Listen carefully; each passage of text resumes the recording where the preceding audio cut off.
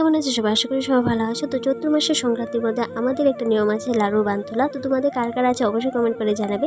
আমাদের কিন্তু নিয়মের বান তোলা এখানে হয়ে গেছে। আর আমি এই ভিডিওটা করেছি মানে ঘরের জন্য যখন বেশি করে লাড়ু বানাচ্ছিলাম তখন। এই যে দেখো আমি এখানে গুড়গুলিকে কেটে নিয়ে সেটাকে পাক তুলে নিচ্ছি, আর তারপর আমি সেটার মধ্যে সাতু দিয়ে আমাদের ঘরের জন্য লাড়ুটা বানিয়ে নেব। এখানে আমরা শাশুড়ি বউ মিলে কাজে লেগে গেলাম। আজকে কিন্তু ব্যাক ক্যামেরায় আমার শাশুড়ি মাই কিন্তু আমার ভিডিওগুলি করে দিয়েছে, কেননা আমি তো একাতে ভিডিও করে করে আবার লাড়ুগুলি বানাতে পারছিলাম না, একটু অসুবিধা হচ্ছিলো। তারপরে যে দেখো শাশুড়ি বউ মিলে এখানে বসে গেলাম লাড়ুগুলি বানানোর জন্য।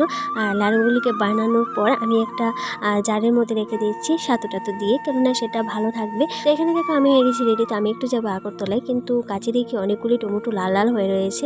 তো আমি এসে সেগুলিকে পাড়ার সময় পাবো না। আর কালকে সকালে আমার একদম সবার প্রথমে আমার এই সবজিগুলির দরকার। তো আমি যাওয়ার পথেই আমি আগে টমেটোগুলিকে গাছ থেকে পেরে নিচ্ছিলাম। আর এই যে দেখো আমাদের গাছে টমেটো কি লাল লাল হয়ে রয়েছে, মানে পেকে রয়েছে। আর এগুলি একদম মানে সার ছাড়া একদম কত বড় বড় হয়েছে টমেটো। বাজারে তো টমেটো অনেকই পাওয়া যায়, কিন্তু নিজের হাতে লাগানো গাছে টমেটোগুলি লাল লাল হয়ে রয়েছে, আর সেটার কালারটা দেখতে অসাধারণ। তারপর এই যে আমি সবগুলো টমেটো পেরে নিচ্ছি, আর তারপর চলে যাবে আমি আগরতলায়। তো তোমাদের কেমন লাগলো ভিডিওটা অবশ্যই কমেন্ট করে জানাবে। পরবর্তী ভিডিও আসার পর্যন্ত সবাই ভালো থেকো, সুস্থ থেকো, সকলকে ধন্যবাদ।